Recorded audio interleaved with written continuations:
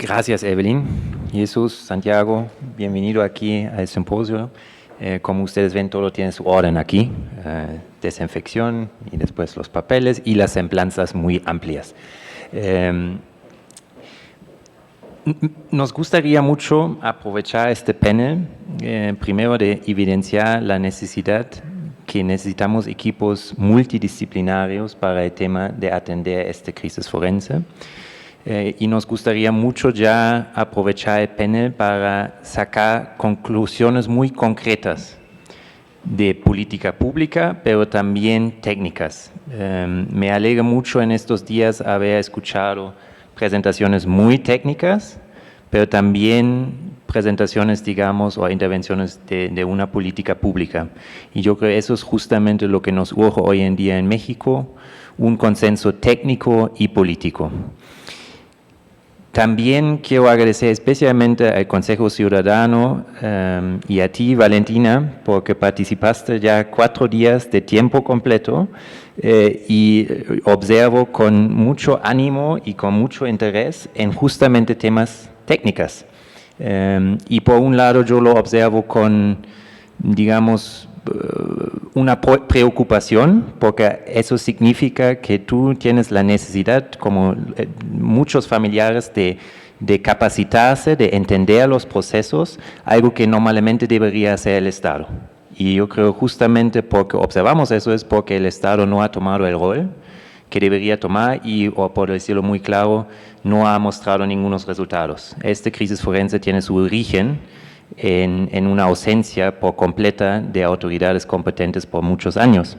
Pero por eso, Valentina, me interesa mucho primero escuchar de ti, un poco reflexionando sobre el simposio, pero especialmente tu experiencia en el campo, en todas las búsquedas que vemos también aquí con las fotos que nos hiciste el favor de presentar. ¿Cuáles han sido tus conclusiones muy concretas sobre las fallas en este sistema forense aquí en México?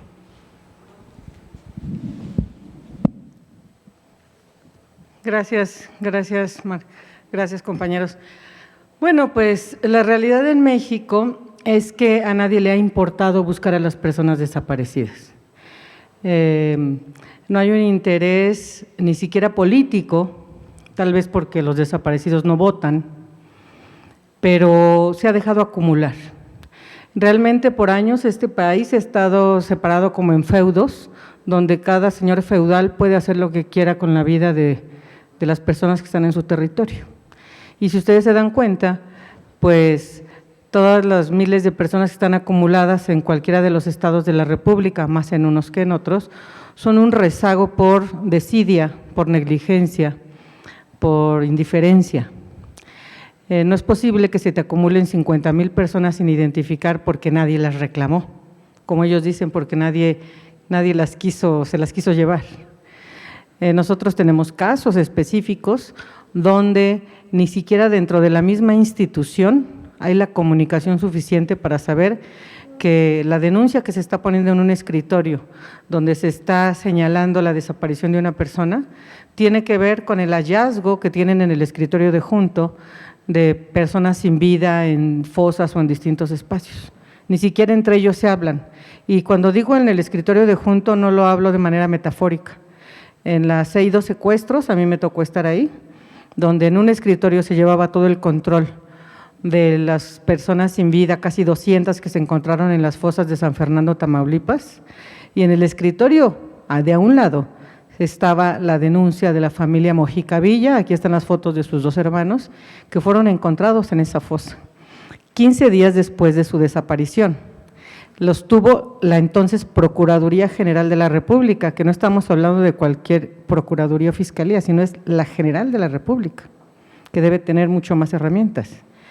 Y la Fiscalía tuvo los cuerpos de los jóvenes en su poder 5 años, antes de poderle decir a la familia que los tenía desde los 15 días de la desaparición. Entonces, esto solamente es un ejemplo, no hipotético, un ejemplo con datos duros de que si esto sucede en la máxima institución de procuración de justicia, pues que se supone que hay un control mayor, imaginen en los estados. Entonces, realmente esto se ha acumulado, bien, como decía Max, Pues por una inacción del gobierno. No les ha interesado invertir en sus espacios periciales, en sus espacios forenses, en sus recursos humanos, tecnológicos.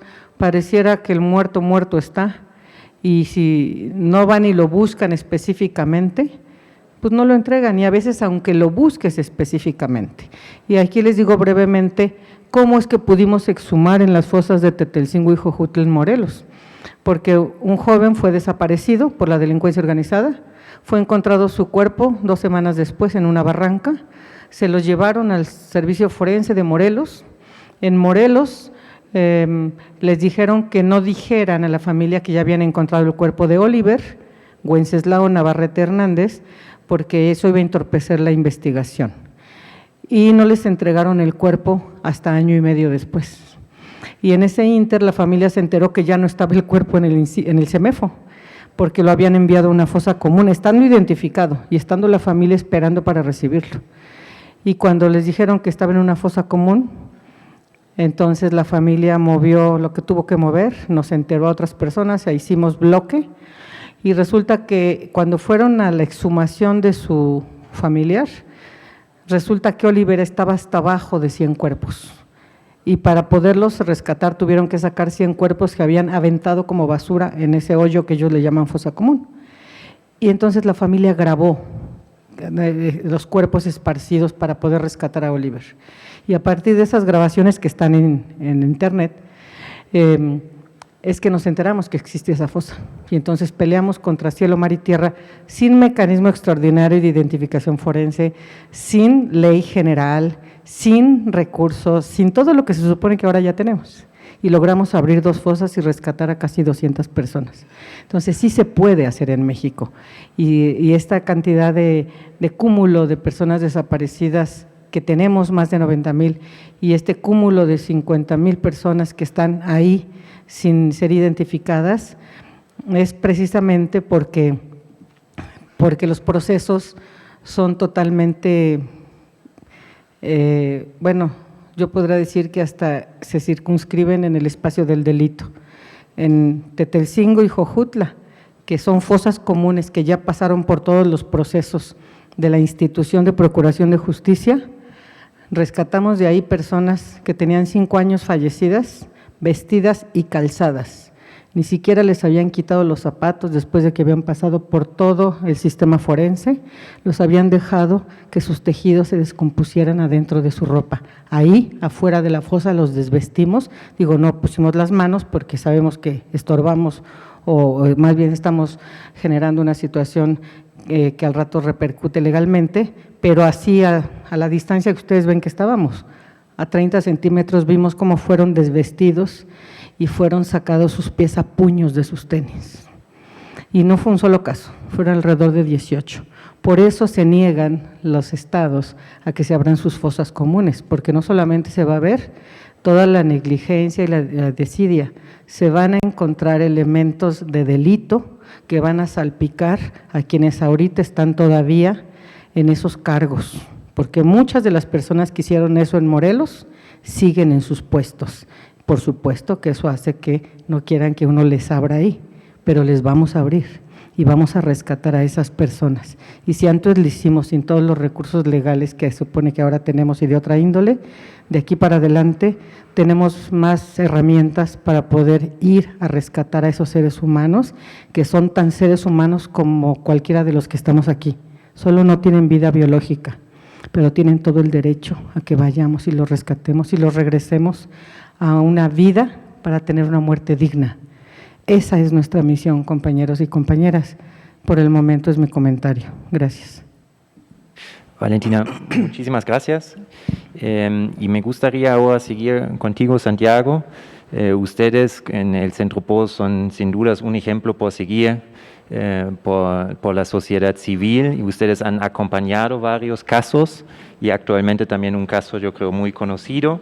Me gustaría preguntarte, conocer tu opinión de todas estas fallas que hemos escuchado ahora también con ejemplos muy concretos de Valentina. ¿Dónde ustedes ven oportunidades hoy en día de superar y atender la crisis forense?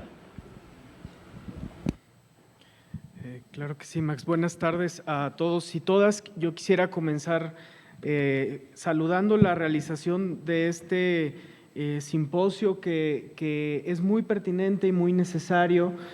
Ha sido también muy relevante la presencia del propio embajador de Alemania en la inauguración, la presencia de las autoridades, del subsecretario Encinas, de la titular de la Comisión Nacional de Búsqueda, Carla Quintana, reconociendo el tamaño del reto que hay enfrente en este tema, en esta tragedia que enfrenta el país. Y sobre todo este tono propositivo de dónde hay oportunidades, Max, que creo que en un tema tan oscuro como este, tan trágico, hay que hacer el esfuerzo de no perder de vista esa perspectiva para construir hacia adelante. Quisiera también saludar especialmente a los familiares de personas desaparecidas que se encuentran en el público, que entiendo que fueron también invitados e invitadas. Si hoy se puede hablar en México de que hay una crisis forense y eso empieza a ser reconocido cada vez de manera más amplia, es ante todo por la lucha de los familiares, por la lucha constante que no ha dejado de estar ahí presente desde el 2006 y que poco a poco, a pesar de que la realidad parezca muy desoladora, va ganando terrenos y va ganando círculos de solidaridad. Quisiera, en respuesta al planteamiento que hace Max, acercar una perspectiva que es la que construimos desde el Centro PRO o desde la que nos acercamos a esta situación, retomando desde luego la experiencia de muchos otros actores, que nos puede ayudar a distinguir dónde están los principales nudos que no permiten avanzar. Y es una perspectiva que desarrolla una organización colombiana de justicia para intentar entender la prevalencia de la impunidad en sociedades como la nuestra. Y el planteo de justicia es que hay que distinguir entre distintos tipos de obstáculos o de impedimentos para que avancen las demandas de los familiares de justicia, verdad y reparaciones. Ellos dicen, pueden haber obstáculos normativos, cuando el orden jurídico propiamente sanciona un estado de cosas contrario a los derechos humanos, por ejemplo, cuando hay leyes de amnistías. Los obstáculos políticos, cuando propiamente el liderazgo en un Estado está seriamente comprometido en violaciones a derechos humanos y las autoridades son las primeras interesadas en que no avance la agenda de justicia, verdad y reparaciones. Obstáculos técnico-organizacionales, que son los que acontecen cuando no se entrega suficiente presupuesto, no hay coordinación entre las instituciones, subsisten perspectivas de trabajo que no son integrales, en fin. Y los obstáculos sociales, que es cuando hay una extendida falta de empatía o de interés de la sociedad que no genera el suficiente contexto de exigencia para que las autoridades avancen cambios de fondo. Nuestra perspectiva como organización de derechos humanos, y es desde luego una más entre otras, discutible y sujeta a revires y revisión de otros y de otras, es que en México estamos sobre todo en este tema que hoy nos ocupa de la crisis forense, ante el reto de superar obstáculos que son sobre todo técnico-organizacionales y sociales, ¿verdad? Creemos que la construcción normativa que se necesitaba para enfrentar esta crisis, en realidad las familias ya la ganaron desde 2017 y muchas de las herramientas previstas en la Ley General no han ni siquiera tenido entidad y existencia real.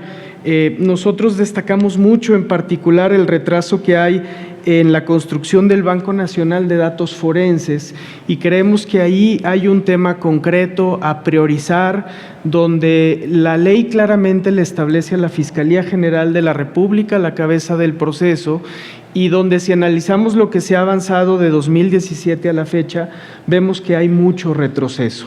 Nos parece que es un tema técnico organizacional que requiere presupuesto, requiere más y mejor coordinación institucional y también desde luego requiere de un contexto social donde haya más exigencia para que eso se acompañe y lamentablemente sigue siendo insuficiente la empatía de la sociedad mexicana frente a este tema que nos ocupa y que debiera estar entre las primeras prioridades sociales. Justamente desde esa perspectiva es que nos parece muy auspicioso y muy promisorio el establecimiento del mecanismo extraordinario de identificación forense. Ahora nos acompaña en la mesa Jairo y tendremos la oportunidad de escucharlo, pero en el mecanismo están colegas que tienen toda la experiencia y la trayectoria con el tema, como Edgar, que está aquí presente, como Jimena Antillón, como Sharon, en fin, gente que puede contribuir a identificar muy puntualmente estos bloqueos de naturaleza más técnica organizativa.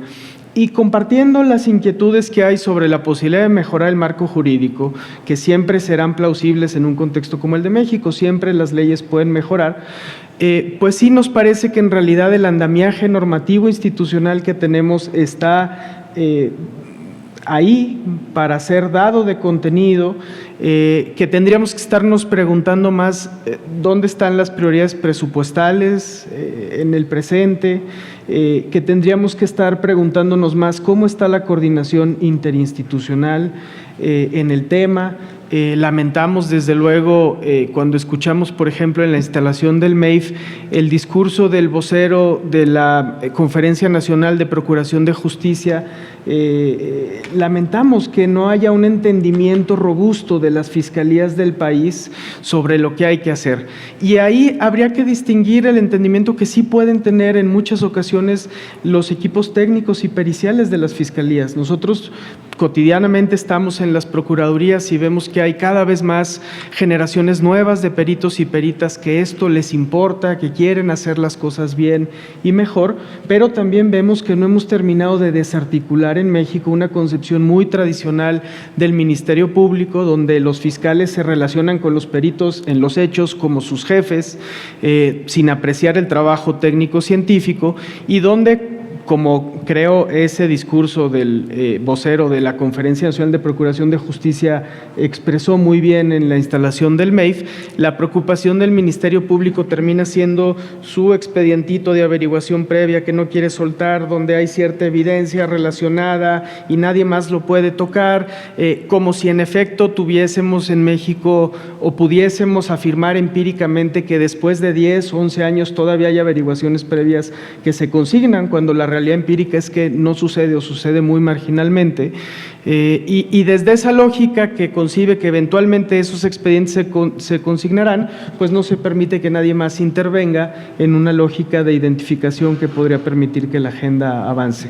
Ahí hay un foco de resistencias que hay todavía que vencer, es el gran desafío que tenemos, y esfuerzos como el del MEIF seguramente nos contribuirán a poco a poco y paulatinamente ir superando esas resistencias. Quisiera entonces cerrar rápido con eso en esta primera intervención, en el sentido de destacar que se puede revertir esa resistencia, que son sobre todo resistencias técnico-organizativas que pueden ser vencidas con una mayor exigencia social, y me gustó mucho cómo lo fraseó Max hace unos días al inicio del evento, cuando decía que no estamos ante una tarea sencilla, pero tampoco es una tarea en la que no haya soluciones. Sí hay soluciones, sí se puede revertir lo que hoy ocurre en México, y creo, y hacia allá es el trabajo del Centro PRO, que para que eso ocurra es muy importante tener las propuestas técnicas en la mesa, pero sobre todo, y la reciente bibliografía en temas de justicia, de acceso a la verdad, lo constata muy bien. El trabajo de Joseph Cobras es muy elocuente en ese sentido. Es la movilización de las familias la garantía más relevante de que esto pueda cambiar y el incentivo más relevante para que las cosas sean diferentes. Y ahí siempre hay que subrayar en eventos como este que todavía necesitamos más pedagogía para con las autoridades, para que se abran a escuchar la palabra de las víctimas, que a veces es una palabra áspera y de reclamo legítimamente, y que a veces esa presencia será venir aquí, estar en los foros, participar, pero que otras veces será marchar, otras veces será tomar instalaciones, otras veces será exigir con un tono diferente, y la tragedia que vive el país da para eso, y es esa fuerza de las familias movilizadas la que puede poco a poco ir venciendo las resistencias. Y quisiera, en un evento que ha muy atinadamente remarcado los componentes técnicos, no dejar de lado esa otra realidad, porque si hoy estamos aquí y hoy podemos hablar de la crisis forense en México es porque detrás hay una movilización ya de más de una década de colectivos de familias, sobre todo. Dejaría ahí la primera intervención, Max. Santiago, muchísimas gracias. Me gustaría enfatizar 2 puntos de tu intervención, especialmente para nuestros colegas y visitantes aquí internacionales. En México existe una ley general contra la desaparición forzada que apunta muy precisa quién estaría en cargo de un registro en materia forense y también responsable para una base de datos de genética, y eso es la Fiscalía General de la República. Eso desde 2017. Yo no voy a decir más porque el lunes tampoco ya me preguntaron sobre el rol de la Fiscalía, pero solamente voy a entonces enfatizar que hay una ley que apunta muy claramente quién debería implementar una base de datos de genética en México, y eso todavía no existe.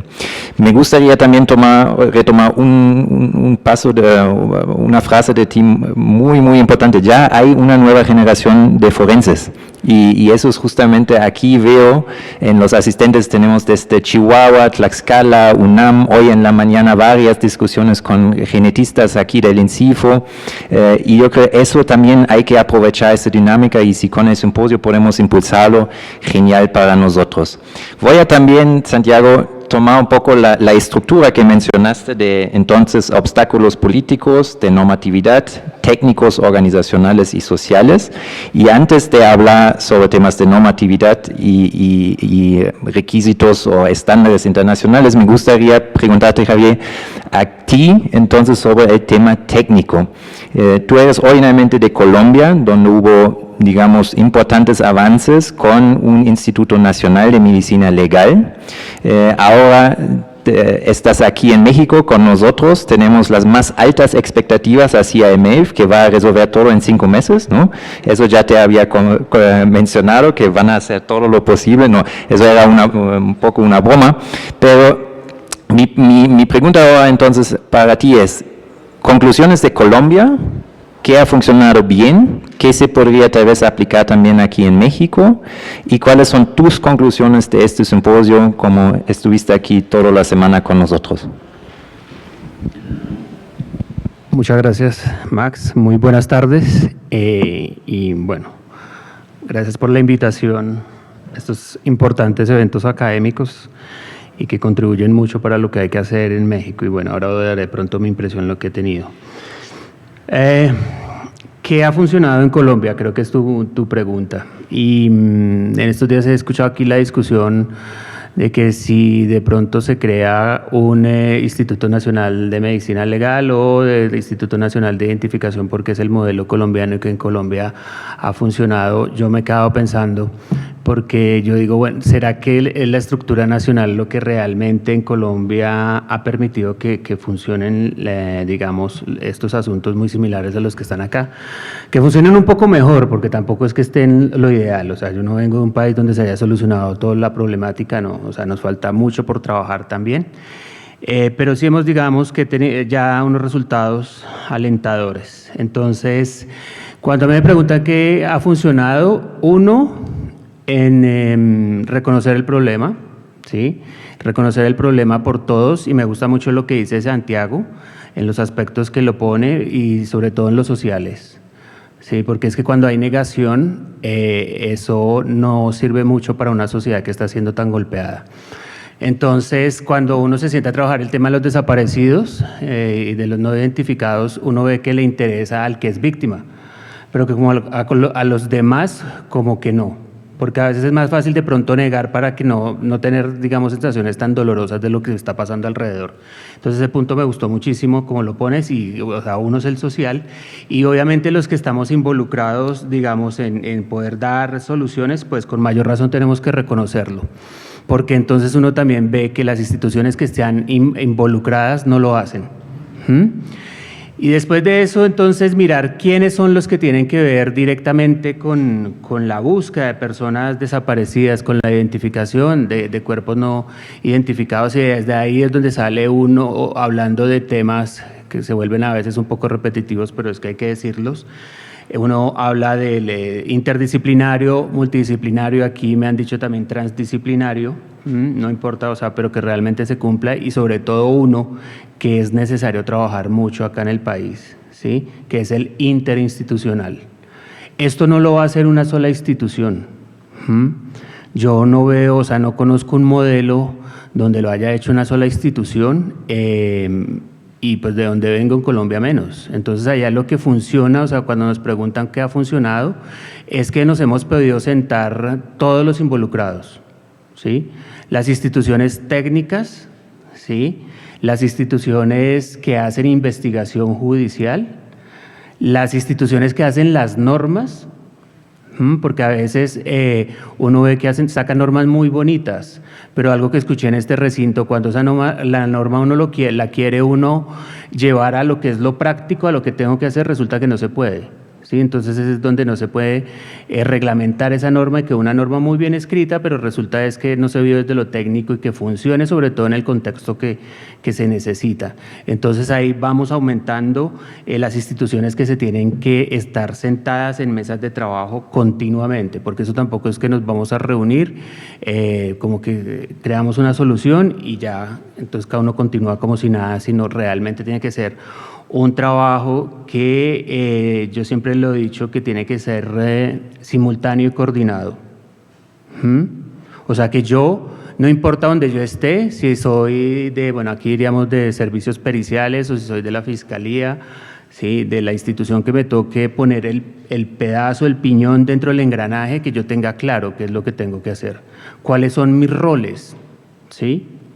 ¿Cuál es el rol que yo tengo dentro del proceso de búsqueda e investigación? Porque vuelvo y lo digo, va a ser muy difícil que lo haga, o sea, una sola institución. Entonces, yo resaltaría eso, o sea, que se pudo hacer, incluso, o sea, dentro del mismo Instituto Nacional de Medicina, o sea, legal ahora.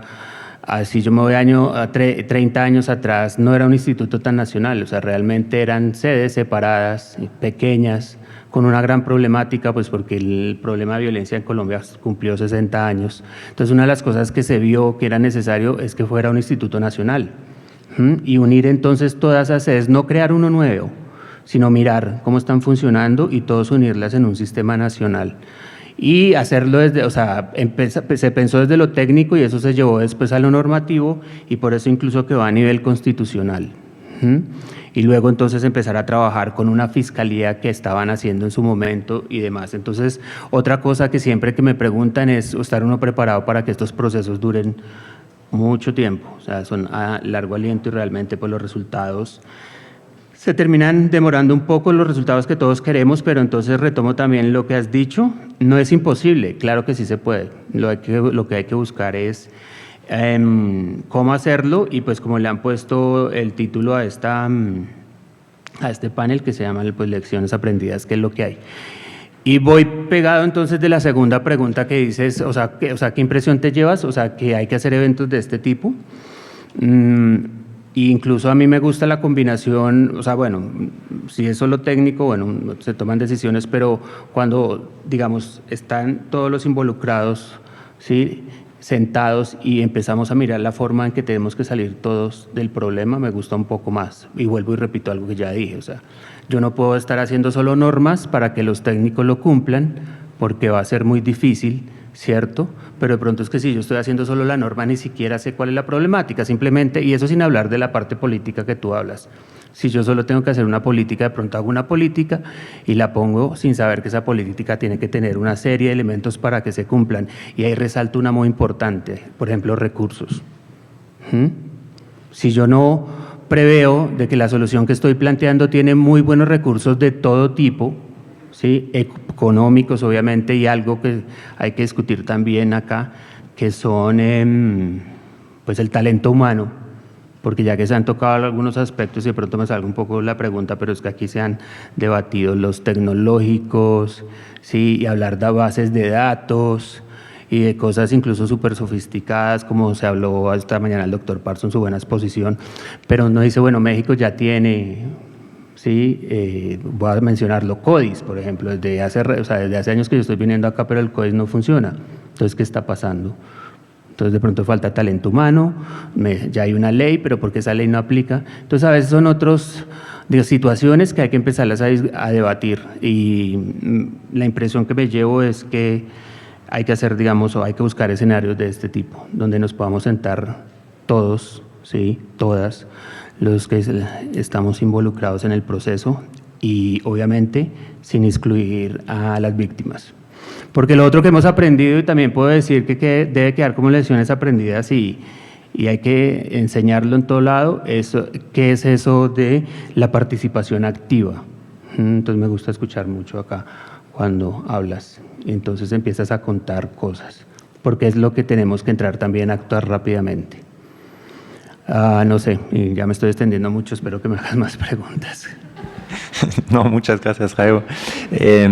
Y a mí, por supuesto, me interesa si el MEIF puede tomar este rol de crear un consenso en el futuro, o que también se debería acompañar el MEIF con este tipo de mesas de trabajo en donde se involucra a expertas y expertos, especialmente también de los estados, porque para mí me queda importante mencionar que los cuerpos no identificados están en los estados, en las entidades federativas, no están aquí en la Ciudad de México.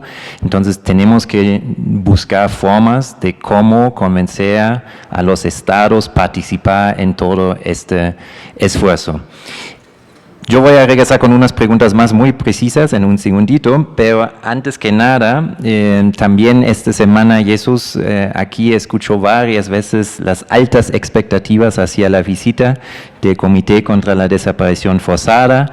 Yo creo que hay mucho interés por parte de los familiares, por parte de la sociedad civil. Hay seguramente preocupaciones también por distintas instituciones. Me gustaría saber de ti un poco desde la oficina, ¿cómo ustedes o qué tipo de necesidades ustedes identifican a la luz de los estándares internacionales y qué se debería hacer aquí en México? Muy buenas tardes a todas, a todos, a quienes me acompañáis aquí en la mesa, quienes estáis aquí presentes, y por supuesto a quienes nos siguen a través de la plataforma, y un cálido saludo en particular a los familiares de personas desaparecidas, porque como se ha dicho, si estamos aquí hoy es por ellos y por ellas. Creo que hay varias cosas que se han ido mencionando para intentar, responder a la pregunta que me haces. Una ya se ha dicho y la quiero reiterar, la importancia del reconocimiento del problema. Digamos, y lo digo porque eso hoy, con lo que se decía el lunes acá, etcétera, y que es de enorme valor, no siempre ha sido así. Y entonces afrontar un problema que no se reconoce es casi imposible, ¿no? Y eso sí, y eso lo tenemos hoy en la voz de quienes estuvieron acá en representación del Gobierno federal, pero digo, eso hay que seguir bajándolo y extendiéndolo y continuar hacia los estados. Eso es indudable. Desde la comunidad internacional, indudablemente sí hay, una conciencia clara de una crisis forense, de un reto forense muy, muy importante, y si uno repasa los mecanismos internacionales de derechos humanos, son varias las recomendaciones que sobre este tema se han formulado, ¿no? Y efectivamente pues estará viniendo, si todo si continúa como está ahora, como se ha dicho, el Comité contra las Desapariciones Forzadas, ¿no? Que será nuevamente una mirada a este tema en México, ¿no?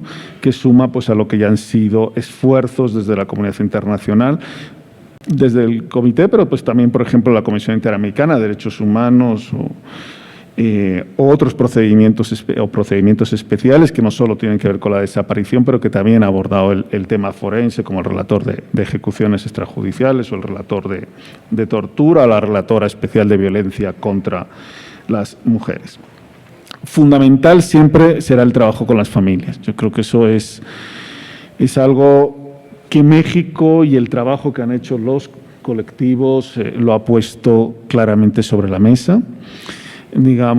han sido los colectivos los que han puesto el tema en la agenda, digamos, en estos, como nos recordaba, 10 años de trabajo. Son ellos los que han ido abriendo puertas, sin lugar a dudas, y son ellos los que han puesto también en evidencia que no es suficiente con la voluntad política, sino que hay estas otras dimensiones que nos apuntaba claramente Santiago. ¿Qué falta? Pues desde la comunidad internacional y desde los mecanismos internacionales de derechos humanos hay bastante consenso sobre la necesidad de este Instituto Nacional de Identificación Forense o un servicio nacional o una institución nacional forense, con evidentemente lo que nos contaba Jairo, muy bien construido desde lo técnico y con indudablemente participación de las familias. Pero sí hay avanzar en esto, fundamentalmente en un tema que se ha visto que es clave, que es el tema de la independencia, ¿no? Es, digamos, el que los servicios forenses, nos lo dicen una otra vez, estén dependiendo de las fiscalías en general, aunque hay excepciones, es algo que, digamos, no está dando los resultados que se esperaban, ¿no? Y por eso esta apuesta a esa institución especializada, autónoma, por supuesto, dotada con suficientes recursos, con una carrera profesional que permita esa capacitación absolutamente especializada que, digamos, la materia requiere, con unificación de procedimientos, en fin, son varios. El tema de la coordinación, indudablemente que es así, digamos, es otro de los retos que están sobre la mesa. Creo que Valentina ha descrito un caso que describe una realidad del país muy real. Digamos, ella lo ha reflejado en una fosa, pero digo, es cantidad de cuerpos que han sido enterrados y que no está registrado ni siquiera su entierro, ¿no? Y eso no sé si solo es, alguien hablaba de desidia, yo creo que es algo más que solo la desidia, porque creo que es evidente que no es un tema solo de conocimiento, o sea, no puedes enterrar un cuerpo sin un mínimo registro, ¿no? Entonces digo, hay un tema que exige realmente mucho más de una voluntad política que va más allá, creo que de los aspectos organizacionales y que también hablan mucho los mecanismos internacionales, que es todos los ejercicios de rendición de cuentas, de transparencia, en fin. O sea, no puede ser que es, porque no fue una falta de conocimiento que tengo que registrar a la persona que estoy enterrando, ¿no? O que en un lugar donde se supone que hay uno, hay 2, 3, 4, 5, en fin, un N número de personas, ¿no? Entonces ahí hay otro tema que está y que se insiste mucho, ¿no?, en ese tema. Hay todavía un trabajo que andar con la posibilidad de que familiares presenten sus peritos también, ¿no?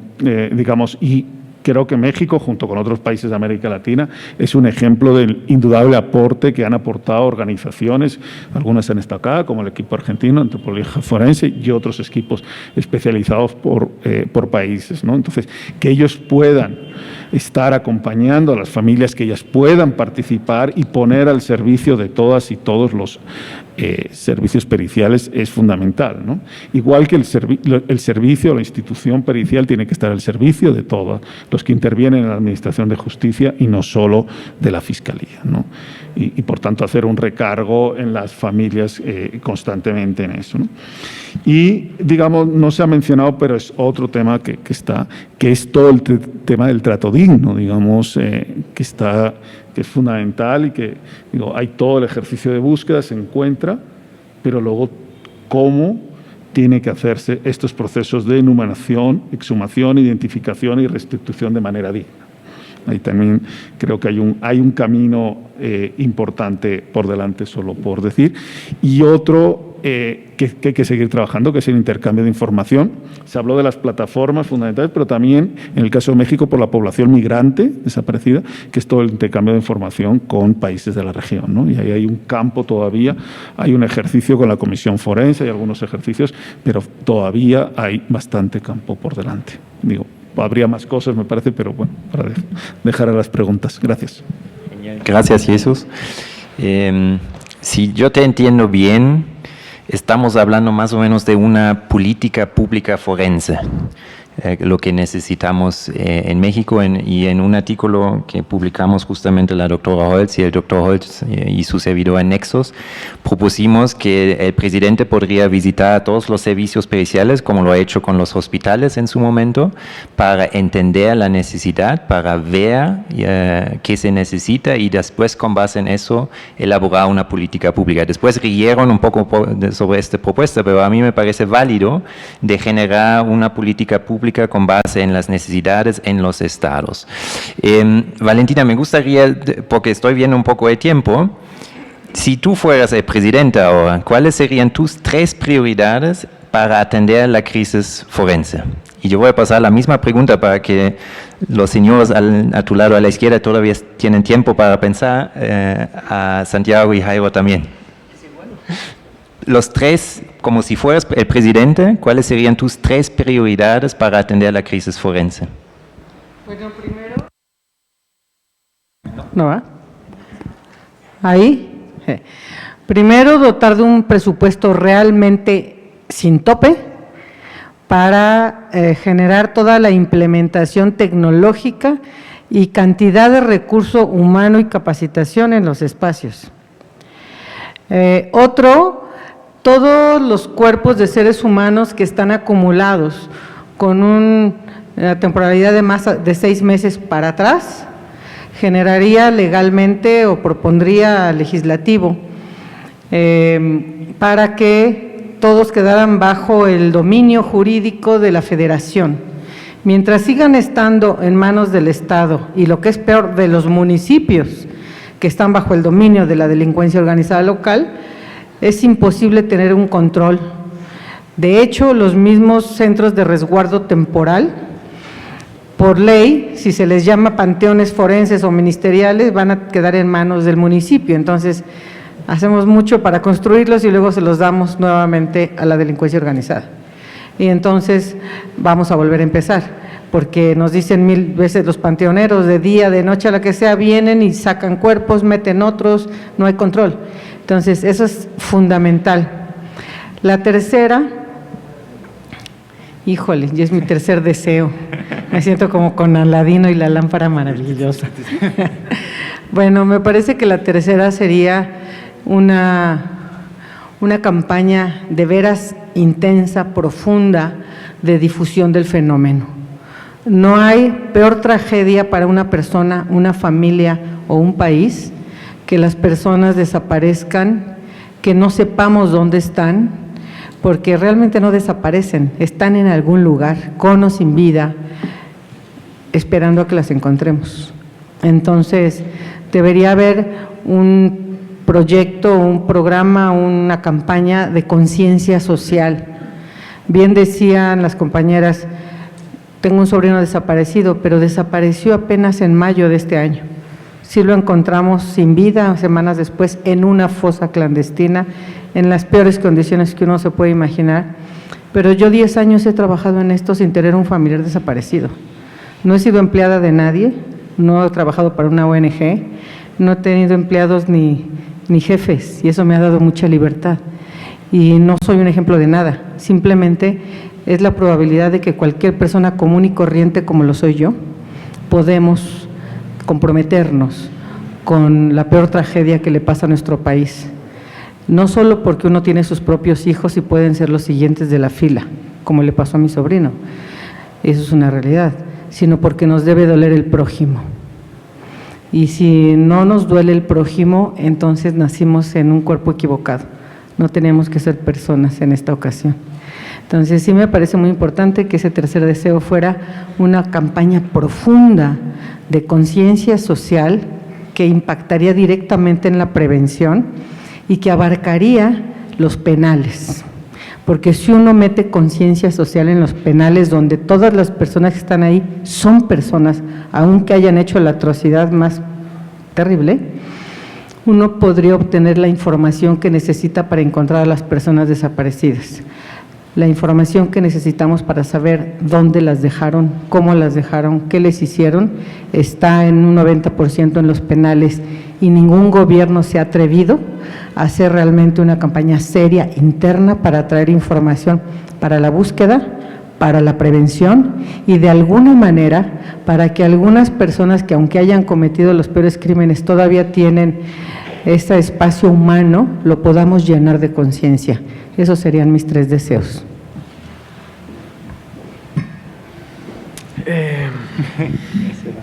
Muy bien, sí. 3 solamente. Desde el Centro PRO nos parecerían prioritarias, a ver, las siguientes 3 cosas. Uno es, sería muy relevante que el máximo liderazgo político del país, el del presidente, escuchara más a las víctimas, ¿verdad? Todos y todas vimos muy promisoriamente la reinstalación del Sistema Nacional de Búsqueda a inicios del sexenio, en esa reunión donde el presidente de la República recibió colectivos, instruyó la reinstalación y varios y varias de las que estamos aquí escuchamos decir nos vamos a reunir cada 3 meses y eso no volvió a suceder. Y esos gestos importan porque si el liderazgo político de un país hable espacios de escucha y se expone al reclamo de las víctimas, genera una pauta ejemplificativa para el resto de las autoridades. Si el máximo liderazgo del país responde con aspereza a esos reclamos o con falta de empatía, también genera una pauta ejemplificativa para el resto. Entonces, eso sería un primer componente relevante. Segundo, nosotros pensaríamos que la Federación puede hacer más para elevar el nivel de prioridad que le asignan los gobernadores en los estados a este tema. Hemos visto al presidente, al actual y a otros tener capacidad de reunir a todos los gobernadores del país y decir, este es un tema prioritario en distintas materias. En esta no lo hemos visto, ¿verdad? Y es cierto, como decías, Max, que en muchos aspectos son los gobiernos estatales con esquemas muy precarios y muy autoritarios todavía de asignación presupuestal en ese nivel subnacional en México, quienes tienen que encargarse el volumen más grande de retraso y de rezago forense. Y no ha habido suficientes señales desde los más altos niveles de liderazgo político en México, desde la presidencia, hacia los gobiernos estatales para reiterar que este tema es prioritario y que debería avanzar.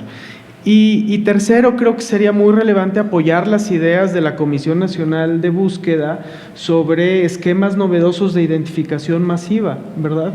En una manera sistemática, asistidos por el MEIF, en fin, pero romper esa dinámica que sujeta las decisiones primordiales sobre identificación forense a el criterio de los fiscales estatales y en su caso el fiscal general de la República es muy relevante en este momento y pueden idearse esquemas creativamente, poniendo a los técnicos a la mesa, simplemente pedirle a las fiscalías estatales y a la Fiscalía General de la República que empíricamente lleguen a un consenso sobre después de cuántos años disminuyen considerablemente las probabilidades de judicializar o consignar una averiguación previa y a partir de ese criterio alcanzar un acuerdo sobre que los restos humanos y cuerpos afectos a averiguaciones que superen ese límite temporal sean destinados para que otra institución se encargue de la identificación, sería muy relevante.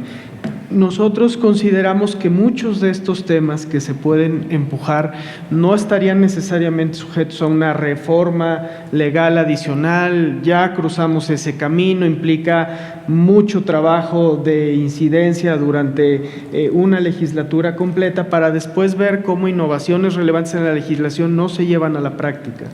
Entonces, por eso nuestra insistencia en lo fundamental que es la movilización a nivel local, fuera de la Ciudad de México, de los colectivos y de las familias, porque esa es la cuña de presión que puede hacer que las cosas vayan moviéndose poco a poco. Si hay un ambiente de exigencia hacia las máximas autoridades que orille eso, las cosas pueden cambiar. Si socialmente se difunde más la idea de que el tema de las desapariciones es un tema del pasado, sin ver que en este sexenio tenemos ya 20,000, si se considera que ya todo cambió, sin reconocer que hay muchas deudas hacia adelante, difícilmente se generará ese contexto de exigencia, ¿no?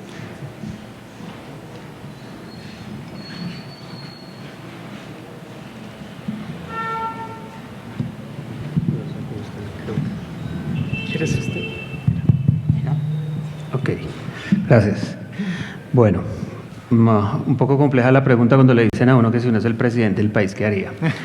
Por ejemplo, hubiera sido más fácil si dice que si es el director de uno de los institutos médico-legales o de una comisión de búsqueda. Está bien, está bien. Pero bueno, voy a contestar en los términos que de pronto, o sea, obviamente estoy totalmente de acuerdo con lo que acaba de decir Valentina, que dice Santiago, y recalco sobre todo los recursos económicos, o sea, sea la política pública, si la llamamos así, que se elija, tiene que tener un respaldo económico, ¿sí? Ojalá yo como presidente la pueda blindar, o si me voy aquí también como es el manejo federado, o sea, como desde el Estado yo garantizo que el modelo que voy a escoger lo voy a poder, voy a decirlo en esos términos, patrocinar para poder resultados, y no como ha pasado aquí con algunos ensayos, lo digo así, o simulaciones que empiezan como con mucho ánimo y después se terminan porque no continúan, o sea, especialmente con recursos económicos. Entonces me gustó mucho cuando lo dicen. Bueno, me voy a meter mejor con mi país para no meterme en problemas de pronto aquí. Una de las cosas que yo haría es reconocer las causas, ¿no? ¿Por qué se desaparecen personas en México? Y vuelve a ver con lo mismo que tocamos anteriormente, o sea, reconocer el problema, o sea, reconocerlo socialmente, y yo como líder de la sociedad mexicana, colombiana, lo haría, y empezar a mirar entonces cómo yo controlo esas causas realmente, ¿sí? Porque también ya lo he dicho acá, o si no, a la vuelta de unos años se va a tener otro rezago si la situación de base no cambia, y entonces vendrá que otro maíz para ese rezago y otro modelo, y así hasta cuándo. Y entonces me voy a mi país donde fue necesario, y eso se vio con los presidentes que se tuvieron, de reconocer pues que en el país pues hay narcotráfico, obviamente, eso no se esconde, que había paramilitares y que los paramilitares trabajaban de la mano de los militares y desaparecían, y eso es lo que permite hoy decir que en ese momento, y gracias a los estudios en los cuales están involucrados todos los que hacen búsqueda, se desaparecieron 6.400 personas más o menos. Podemos hablar de ese tipo de desaparición en manos de paramilitares y militares, y hoy se siguen buscando y se seguirán buscando, pero por lo menos ya hay algo de verdad y una forma diferente de entrarlos a buscar cuando uno llega a reconocerlo y a plantear. Entonces, voy a decirlo en esos términos, se pueden cambiar, pero es como procesos de justicia transicional que ayudan muchísimo en lo que tiene que ver con la búsqueda y la identificación de personas. Y como el problema son tan serios en los países, o sea, allá también tocó reconocer, y lo digo porque algunos gobiernos no lo reconocieron después que había un conflicto armado interno, ¿sí? Porque había una guerrilla, o hay guerrillas, porque todavía hay una guerrilla fuerte, pero había una que era la más antigua de Latinoamérica. Entonces el gobierno de turno tuvo que empezar reconociendo cuando llega, decir, pues es que aquí estamos en un conflicto armado, de pronto antes no lo reconocieron, ¿por qué no vamos a entrar a sentar en unos diálogos si algo tenemos que hacer? Porque si no vamos a seguir en una guerra no sé cuánto tiempo. Entonces, ahí se reconoce el problema y se empezaron a plantear soluciones a las causas de por qué las personas en Colombia se han desaparecido. ¿Siguen los problemas? Sí. Entonces tendrán que venir, no sé, otros presidentes, el de ahora no ha reconocido muchos de estos problemas, otros vendrán y tendrán que empezar a mirar otros que ya la misma sociedad empieza a exigir. Sí, hay narcotráfico, y ¿cuántos llevamos inmersos en narcotráfico? ¿Cuántas leyes prohibiendo? ¿Sí? Y lo que han llevado es que cada día hayan más muertes violentas, más desaparecidos, todo lo que pasa, todo el fenómeno que obviamente no solo es colombiano, es latinoamericano prácticamente, y todo lo que pasa. Entonces, pues pensemos en otro tipo de políticas, incluso un poco más avanzadas, ¿sí? Que es, ¿qué tal si dejamos de prohibir y matar a la gente y probamos otros modelos? Entonces, como la pusiste en esos términos, yo lo digo así también, pues un poco político. ¿Sí? Jesús, perdón. Y ahora tú tendrías que evaluar estas propuestas. No, eso no va a ser la pregunta, ahora no te quiero poner en broncas aquí. Pero sí, tal vez una pregunta y un consejo para nosotros. ¿Cómo podemos lograr que la próxima vez en esta mesa de trabajo confirma la participación de la Fiscalía General de la República? Eso tampoco te voy a preguntar, no te preocupes. No, lo que te quería preguntar para cerrar un poco con un ejemplo muy concreto, donde yo creo hemos visto mucho muchos avances y expectativas, y eso es el ejemplo del Centro Regional de Coahuila. Ustedes como oficina acompañan muy cercano a todo este esfuerzo entre Federación y el gobierno estatal. ¿Cuáles son las conclusiones que ustedes allá observaron que se podría repetir en otros estados? Y si quieres contestar las otras preguntas también, bienvenido, ¿no? Pero... La experiencia de Coahuila, que la oficina acompañó de cerca, o está acompañando de cerca, refleja muchas de las cosas aquí dichas. Un reconocimiento del tema, un trabajo con las familias, claramente, y a lo que alentaría a todos los gobernadores a hacer. O sea, que el actual y el anterior se sentaran a conversar con las familias en reuniones que no siempre eran, como pueden entender, fáciles, como aquí se ha dicho, pero ese es un tema grave. Uno tampoco puede pensar frente a temas de esta gravedad que las reuniones sean sencillas, pero lo cierto es que ahí, con sus crisis o con su hubo una voluntad de diálogo y de sentarse. Y luego, a partir de ahí, de construir. Y el centro es hoy de lo que se habla, pero antes hubo, por ejemplo, porque ya las familias habían detectado el problema forense, se trabajó, pues se comenzó con la ley de declaración de ausencia, se comenzó con otras normativas, pero luego se trabajó todo el tema de cómo hacer exhumaciones. Incluso fue en ese momento, en el diálogo, se vio que había una ley, podría ser el mecanismo para cómo ir avanzando en las exhumaciones. Fruto de ese diálogo, pues también se vio que la ley quedaba corta frente a las dimensiones, y entonces se pensó, y esa fue la solicitud de las familias, de lo que hoy se conoce como el Centro Regional de Identificación Humana, como una respuesta a la necesidad de identificaciones masivas frente a cientos de cuerpos que estaban enterrados sin ser identificados. Entonces, nosotros valoramos positivamente porque es desde el reconocimiento de la autoridad y el trabajo con las familias que se empiezan a ir encontrando, soluciones a los problemas, ¿no?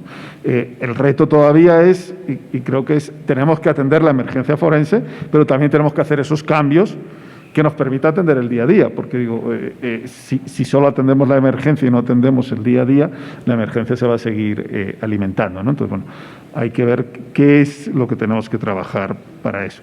Y en eso, pues indudablemente, en la estructura del Estado mexicano, pues creo que todas y todos tenemos que empujar y hacer el mejor esfuerzo para que las fiscalías estén sentadas. O sea, se menciona acá con el trabajo interinstitucional, totalmente respaldo. O sea, en este tema las fiscalías tienen que estar sentadas y son un actor clave, y pues en cada uno desde nuestro campo deberemos de redoblar esfuerzos para que las fiscalías estén en espacios como este y en otros, porque son parte de la solución del problema. Muchas gracias. Yo intenté ahora tener una discusión estructurada y observo muy contento que hablamos entonces de los obstáculos y oportunidades políticos, de normatividad, técnicos y sociales. Y yo creo aquí nuestros 4 expertas y expertos lo mencionaron muy bien. Y ustedes básicamente hicieron el trabajo que queremos hacer como GIZ en los próximos días, es resumir las conclusiones de este simposio y elaborar propuestas muy concretas con base en las discusiones, y yo creo que eso nos puede funcionar muy bien. Yo veo a Evelyn aquí ya diciendo que tiempo, pero entonces me gustaría abrir una vez el floor, ¿no?, para una ronda de preguntas, y no solamente preguntas, si tienen comentarios, por favor, también lo escuchamos para tener una discusión amplia. Yo veo ya 3 manos, ¿me ayudan con eso?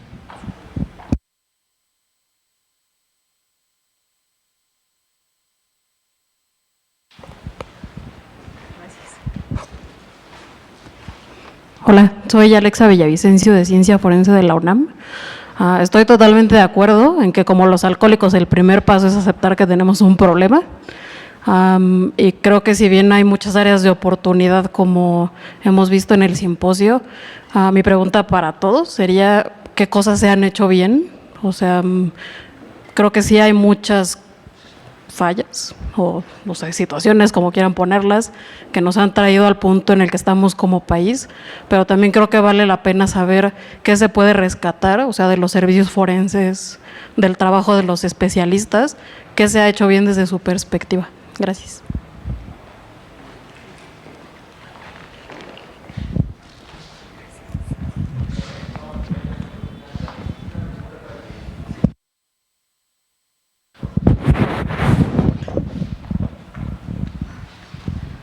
Muchas gracias, doctor Jairo Vivas.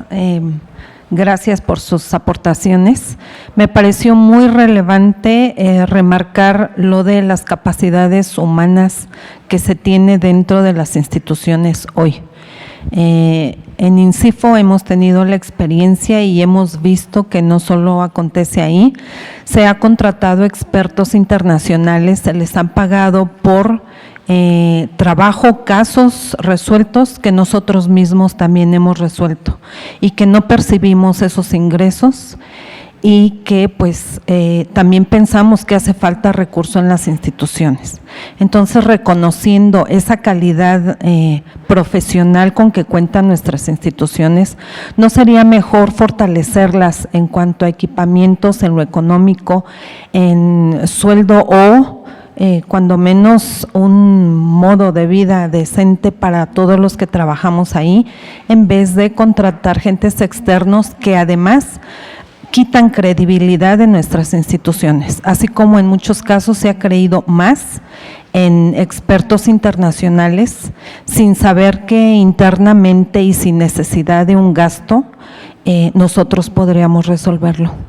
Gracias.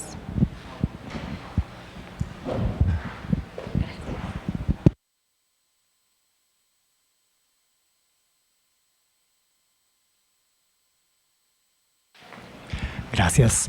Valentina y Santiago, ustedes fueron particularmente críticos del sector procuración de justicia, del sector fiscalías, ya sea en cuanto a identificación forense, impunidad y demás. Este gobierno federal está llegando a su punto medio, quedan 3 años y se están renovando muchos gobernadores, gobernadoras. Ciertamente el gobierno federal no ha tenido impulso de transformación en el tema de procuración de justicia, al contrario, algunos retrocesos ha habido.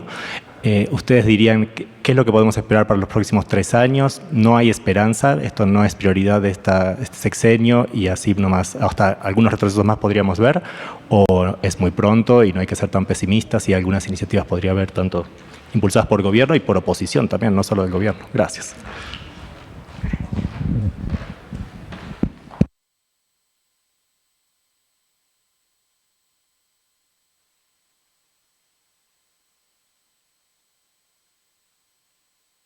Ahí ya.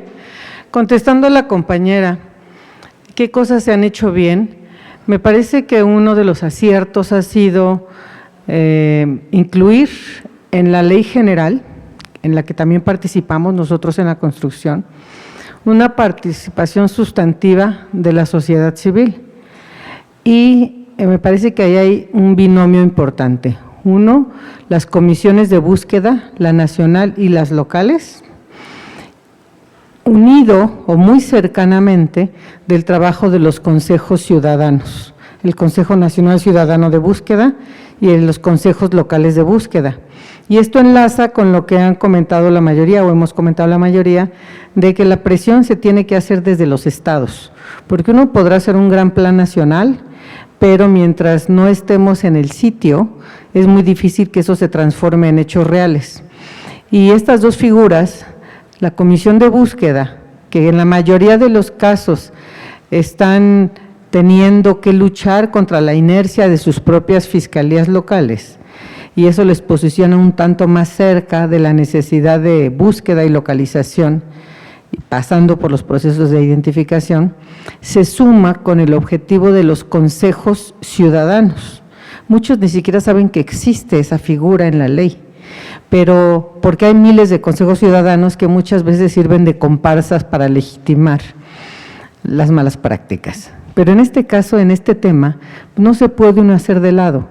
Entonces, como integrante de 3 consejos ciudadanos, el nacional y 2 locales, les puedo decir que la ley nos dotó a los consejos de facultades que nunca antes se había dotado en la ley. Una es que nosotros somos el único órgano ciudadano dentro de los sistemas o mecanismos de búsqueda, tanto locales como el federal. Tenemos 3 votos como Consejo Nacional, como Consejo Ciudadano, contra un solo voto que tiene cada una de las instituciones que participan.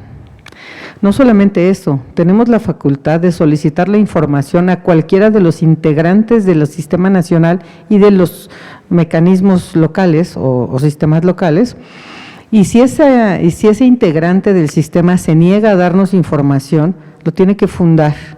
Y si el fundamento desde nuestra perspectiva no está conforme a derecho, nosotros podemos iniciarle cualquier procedimiento en el que además la ley nos dota de personalidad jurídica e interés. Entonces no nada más vamos y denunciamos y ya a ver qué hacen, sino tenemos nosotros interés jurídico para poder estar dándole seguimiento a la sanción o a lo que proceda. Entonces son herramientas, como le llamamos acá, con uñas en la ley, para que no nos quedemos nada más en entregar un papelito y ya. Entonces, a veces entre las instituciones no operan bien el intercambio de información por muchas causas, pero una de ellas también es que, como se dice en México, entre bomberos no se pisan las mangueras. Entonces, de repente no se señalan las cosas que se tienen que señalar entre instituciones, porque puede ser que el día de mañana sea tu jefe al que le está señalando. Pero cuando hay una entidad de sociedad civil que tampoco obedece a compromisos, porque hay que decirlo, también hay organizaciones de sociedad civil que son verdaderos mercaderes de los derechos humanos y que siguen sus agendas. Entonces, el hecho de que hayamos entidades independientes y que nuestro objetivo sí sea el de búsqueda y localización y que esté en una ley general, que a la vez tiene que reflejarse en las leyes locales, digamos que ya estamos en otro escenario. Y quienes nos creemos que así debemos actuar, a veces luchamos contra las inercias dentro y fuera del mismo órgano o de otros alrededor, y vas empujando la bola. No es de un día para otro, pero a mí me parece que ese es uno de los grandes aciertos, que esta ley general en materia de desaparición forzada de personas, desaparición cometida por particulares y del Sistema Nacional de Búsqueda de Personas, es que la sociedad civil participamos directamente en la construcción y revisión de cada uno de los artículos y logramos introducir en gran parte de ellos una participación no solo simbólica de la sociedad civil, sino operativa, con uñas, como dijimos. Me parece que es uno de los grandes aciertos. Y a la respuesta de Mariano, pues decir que necesitaríamos una bola de cristal para saber qué va a pasar, pero sí podemos decir que nosotros consideramos que gran parte de lo que pase o deje de pasar dependerá de que nuestra actitud como personas ciudadanas, como integrantes de organizaciones de la sociedad civil, nosotros tengamos una postura de finitud.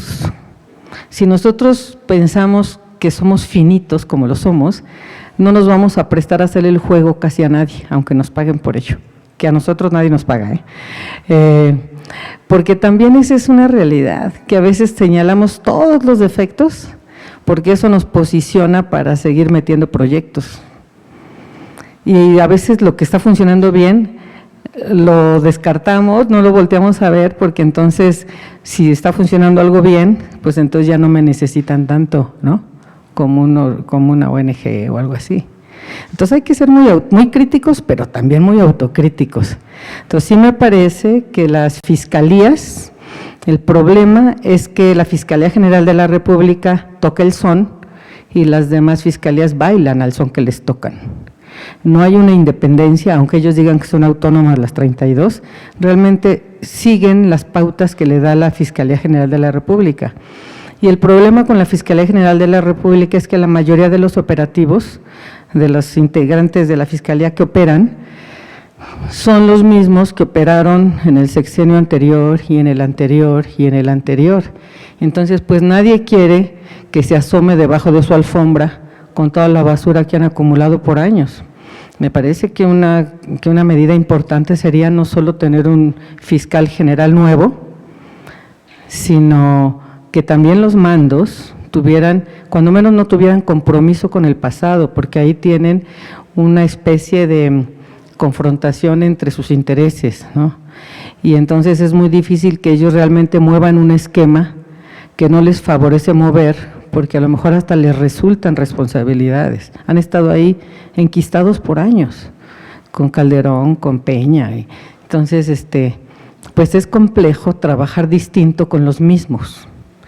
Y a mí me parece que si nosotros lográramos que la estructura de la Fiscalía General se moviera un poco, integrando personas que tuvieran o cuando no tuvieran compromiso con las malas prácticas del pasado, sí se podrían hacer cosas diferentes y eso le serviría de pauta también a las fiscalías locales. Me parece que ahí es donde podríamos enfocar el esfuerzo.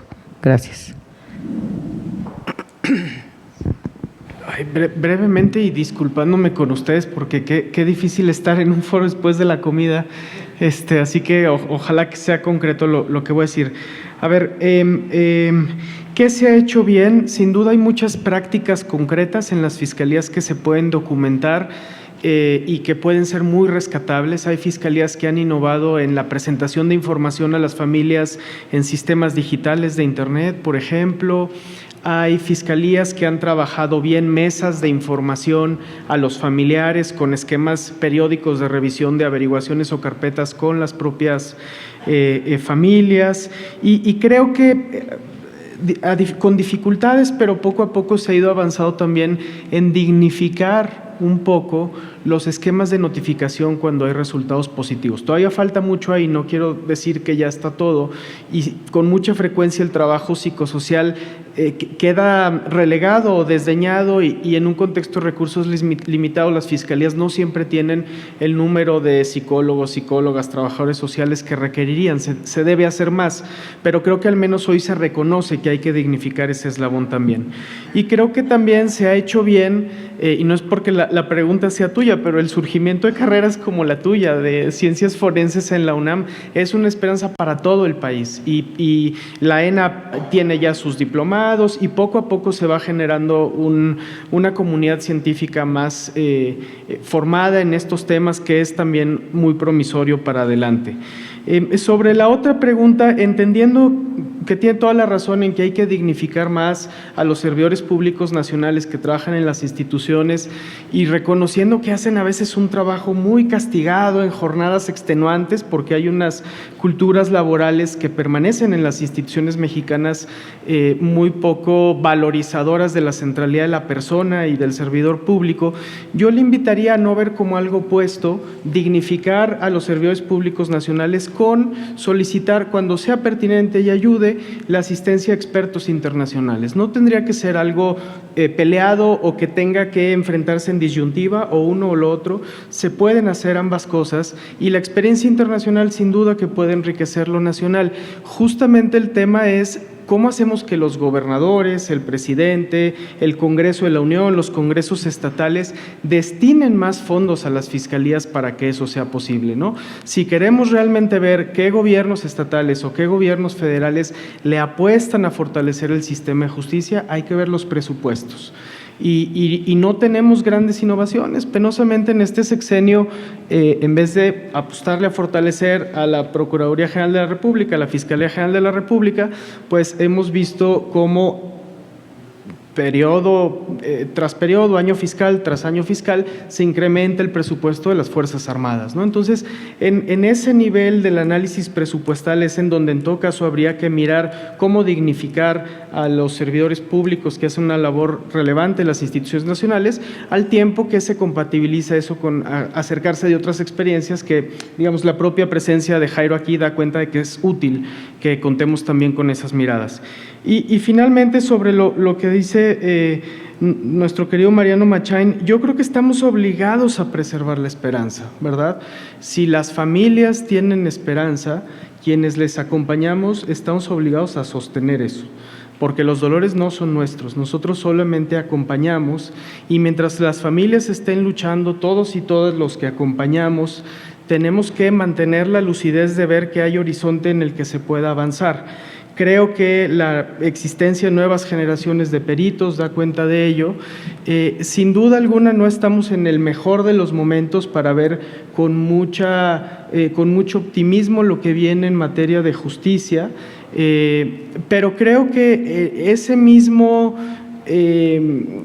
la misma falta de resultados que está generando el tránsito a la Fiscalía General de la República con su actual titular da cuenta de que, puede decantar en la sociedad con mayor claridad la certeza de que los problemas que enfrentamos son mucho más profundos que tener a un liderazgo personal honesto o comprometido con ciertas causas, y que sí importan las políticas públicas, que sí importa el diseño institucional, que sí importa dónde se pone el presupuesto, y que ninguna persona, ningún dirigente político por sí mismo va a traer los cambios que el país requiere en este tema de justicia y de seguridad. Y creo que eso puede ser esperanzador hacia adelante, ¿no? Porque va a hacer que quienes de verdad quieren que esto cambie puedan estar sentados a la mesa construyendo propuestas de conjunto.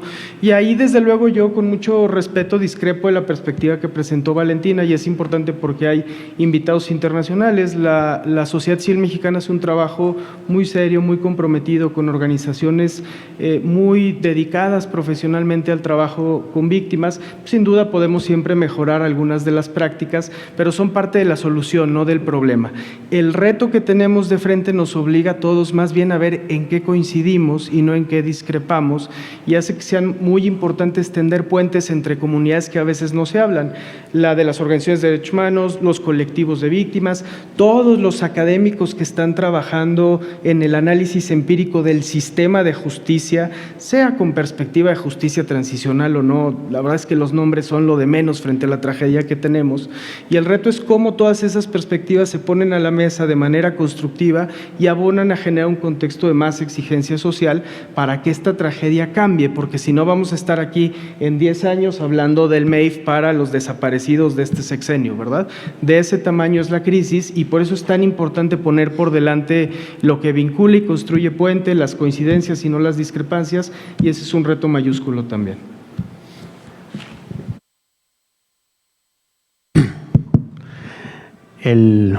Voy a tratar de responder como las dos inquietudes de las colegas. Un punto importante en estos procesos, digamos los procesos de cambio, mejora, es no generalizar, ¿sí? Yo no puedo llegar a decir todo lo que hicieron antes de que yo llegara está malo y lo voy a acabar y voy a empezar de cero, porque eso es un error grande, ¿sí? Muy grande. Entonces, ¿habrán cosas malas? Sí, pero muy bien por la pregunta. También habrán cosas buenas, o deben haber cosas buenas, ¿cierto? La situación es así. Entonces, mañana hablaremos más con mis compañeros de lo que es el MEIF, pero una de las cosas que tenemos dentro del mandato es hacer un diagnóstico. Sí, porque uno ve muchas opiniones, pero cuando uno las quiere ver un poco concretas, no están tan concretas como uno quisiera para tomar decisiones de mejora, voy a llamarlas así. Entonces, no quiero que quede como, por lo menos de mi parte, como que todo está malo y entonces hay que cambiarlo, no. O sea, obvio que hay cosas buenas aquí, entonces empieza a resaltar una de las, y me sumo sobre todo lo de la academia. Yo durante esta semana y también con lo que me han preguntado, he visto cosas muy buenas aquí, ¿sí? Hechas en México, ¿sí? Cosas, o sea, se habló de genómica, se habló de imagenología, o sea, ya se está mirando qué hacer, o sea, hay nuevas especializaciones, sí, eso está bueno. Y si me voy al trabajo de mis colegas en México, pues hay que reconocerlo también, sí, yo no creo, y además no, sé que no todos hacen un pésimo trabajo, o sea, he visto cosas, digamos, o casos bien llevados en México. Sí, de cierta forma un acompañamiento académico. Yo nunca he estado metido, digámoslo, como perito en un caso mexicano, pero sí he visto cómo trabajan, y he visto que trabajan algunos con las uñas, ¿sí? Y como yo soy forense y yo me quedé en la forense porque me gusta, ¿sí? Y mis colegas saben, se queda uno porque uno le tiene que gustar. Dos, pues uno no se hace millonario siendo forense, ¿cierto? Entonces, a mí sí me gusta hablar del talento humano y que se reconozca, porque eso hay que fortalecerlo, ¿sí? Y tendremos que ver en procesos como estos personas nuevas, sí, claro, vamos a necesitar que se contagien de ese gusto forense muchos, pero también tendremos que continuar con los que hacen el buen trabajo. ¿Sí? Vuelvo y lo repito como empecé. Yo no puedo llegar y decir, bueno, a partir de ahora todo arranco de cero, o bueno, lo mencionaron ustedes, no yo, voy a traer equipos extranjeros y todo esto lo soluciono con grupos de afuera. No lo van a solucionar los de afuera, lo tienen que solucionar los que trabajan el tema en México. Y eso es importante reconocerlo, y eso es lo que digo, no se debe generalizar. Y obvio, si yo quiero que las personas se queden trabajando bien, pues debo darle ciertas condiciones, ¿no? Y en eso es a lo que a mí me gusta llegar a hacer incluso diagnósticos, o sea, cómo les tocó trabajar. Sí, es que si me tocó el antropólogo, entonces si era interdisciplinario, ¿qué tanto? El antropólogo estaba arrodillado a un lado de la fosa, el médico aquí, no había forma de llevar el cuerpo y empieza uno a ver cosas que entonces el trato debe ser digno para todos, obviamente para el cuerpo que se está trabajando, pero también quien está estudiando el cuerpo debe tener un trato digno, porque si no, el trabajo no esperemos que se haga buen trabajo. Y eso y eso yo lo he visto en otros contextos donde estaba asesorando, estos procesos. Y bueno, para los invitados que son de otros países europeos, pues las condiciones en Latinoamérica para los forenses no son las mejores. ¿Sí? En ningún país, digamos, que uno diga, me quiero ir, bueno, ahora me vine para México, pero que diga yo me quiero, no, de pronto escogería Canadá o otra parte, pero no los países latinoamericanos. No va a pasar, pero para que ustedes lo saben. Muy bien, y eso, tal vez quieras añadir algo también. Pues, muy rápidamente, hay cosas positivas, sin lugar a dudas, me sumo a lo dicho. Si hoy estamos acá con este debate es porque ha habido pasos positivos que se han venido dando, indudablemente en muchos. Creo, digamos, por ejemplo, si hoy estamos aquí también es por el avance en el registro de personas detenidas, por ejemplo, por poner otro tema diferente. Perceptible, mejorable, pero ahí hay un esfuerzo que bueno, para los que llevamos más tiempo en el país, cómo ha saltado ese tema. En fin, o los debates sobre temas forenses o, digamos, el impulso a las comisiones de búsqueda, en fin, son bastantes. Creo que sobre la otra pregunta que se planteaba, también un poco, varias de las intervenciones, la mía, pero también las otras, se habla de la independencia y autonomía, no necesariamente de que los expertos nacionales no es que nos tengan carencias de conocimiento. Es un tema de la institucionalidad que al no tener unas características impide todo ese potencial que tienen los expertos nacionales, que sí lo tendrían si estuvieran en un entorno que sí se respetara la autonomía, la independencia que deben de tener en su relación con toda la administración de justicia, en sus investigaciones. Entonces, digamos, creo que este matiz me parece importante, perdón si se ha perdido en las exposiciones anteriores en ese sentido, ¿no? Y por eso mismo también incluso se hablaba de esos cambios, yo mismo, la emergencia, pero también lo estructural, los cambios que permitan. Es decir, eso va, y estábamos hablando no de las personas, sino de la institucionalidad, ¿no? Que creo que es importante, además de lo que han dicho mis colegas. Y ahí sí también esos ejercicios de la rendición de cuentas. Lo que sea en rendición de cuentas siempre va a aumentar la credibilidad de cualquier institución. Eso es clave. Gracias. Perfecto. Yo solamente voy a añadir que en nuestro trabajo como GIZ en varios estados, y también yo creo aquí las colegas de Frankfurt lo pueden confirmar, que hemos visto a peritos que sí quieren hacer las cosas mejor y hacen un buen trabajo. El problema es que no existen las estructuras que permiten verdaderamente este tema de identificación masiva, y lo que hoy no hemos tocado tan al detalle es el tema de flujo de información, de coordinación entre las instituciones y lo que Jesús ahora mencionó, un sistema de rendición de cuentas, porque así solamente podemos medir los avances y mostrar que sí hay estados, hay instituciones que hacen el trabajo bien. Y con eso me quedo también que la identificación no es una tarea sencilla, lo que Santiago, gracias por mencionar, pero hay soluciones, y yo creo que eso hemos observado en estos días. Es ahora un gusto pasar ahora tengo el mismo problema como profesor Feoff ayer con su micrófono y cámara en el taller. Pasar las constancias, ¿no? ¿Me faltan esos todavía, no? Ah, perfecto. Entonces, Valentina, primero, otra vez, muchísimas gracias por participar todos estos días, mañana seguramente otra vez. Y aquí está la imagen que imprimimos para justamente explicar las diferentes áreas de la identificación, pero en el centro las familias. Aquí, Valentina, muchas gracias.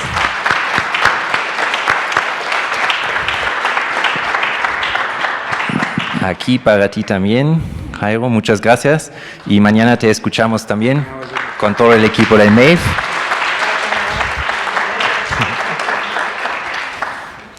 Santiago, muchísimas gracias por la participación y por todo el trabajo. Y seguimos en contacto con todos estos temas. Y last but not least, y esos también, muchísimas gracias, como siempre, y toda esta cooperación y todo este esfuerzo que ustedes hacen desde la oficina.